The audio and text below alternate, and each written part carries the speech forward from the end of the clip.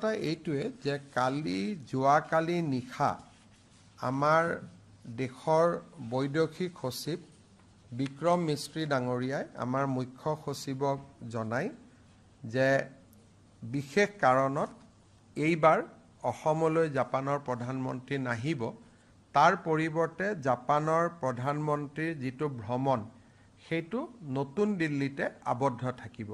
আৰু তেওঁলোকে আমাক কৈছে যে পৰৱৰ্তী পৰ্যায়ত জাপানৰ ব্যৱসায়ীসকলক অসমলৈ লৈ অহাৰ বাবে তেওঁলোকে পৃথকে এটা দিন ঠিক কৰিব, কিন্তু প্ৰধানমন্ত্ৰীৰ ভ্ৰমণটো এইবাৰ অসমত নহ'ব। কাৰণটো তেওঁ আমাক জনোৱা নাই, গতিকে কাৰণখিনি আমি নিজে উলিয়াই ল'ব লাগিব। যিহেতু তেওঁলোকক কাৰণ সোধাটো প্ৰটোকলত নপৰে, যে যিহেতু ইয়াত জাপানৰ কথা জড়িত আছে, ভাৰতৰ কথা জড়িত আছে, তেওঁলোকক আমি কাৰণ নিশ্চিতভাৱে সুধিব নোৱাৰোঁ।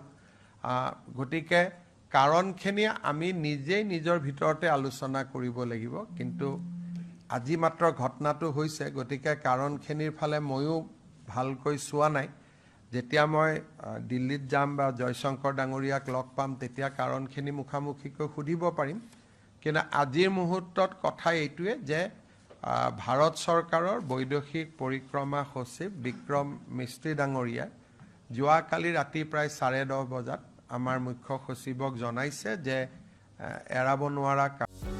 যিকোনো খবৰৰ বাবে যোগাযোগ কৰক আমাৰ এই নম্বৰত 9181 307 221।